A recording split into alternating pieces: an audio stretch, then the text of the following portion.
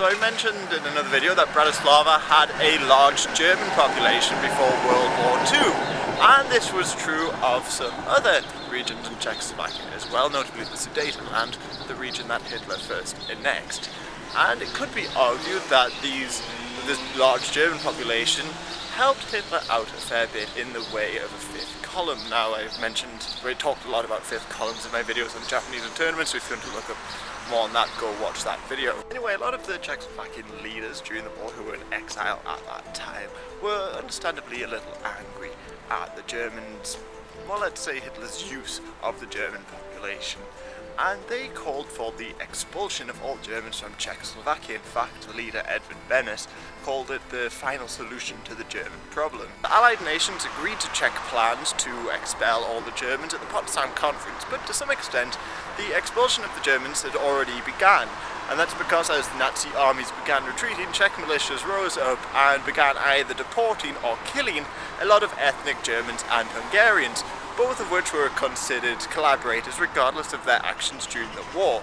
Plus, according to Decree 33/1945, a lot of their possessions were rendered property of the state. However, it's hard to know just how many Germans were deported during this time period, and that's because of the loss of documents and the chaotic state Europe was in at the time.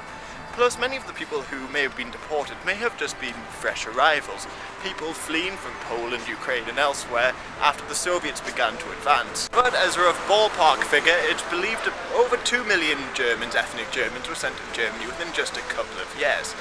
Now, Germany at that time was divided between the Allies, and most of the deportees were sent to what would become West Germany. But a lot of those that were sent to East Germany were later deported to the Soviet Union, and they would die in labour camps. But many more would die here in Czechoslovakia, particularly in the summer of 1945. Now, this was at the hands of militias, but it's also believed that the Czech army had a lot to do with some of these massacres.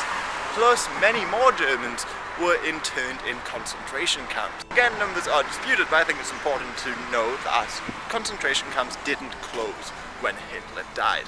In fact, they stayed open for a few years, obviously to house Germans, and it wasn't just the Czechoslovakians expelling Germans, a few nations were doing the same, but also the Allies were a bit hesitant on what to do with the large Jewish population interned in concentration camps, so they sort of delayed releasing them for a while.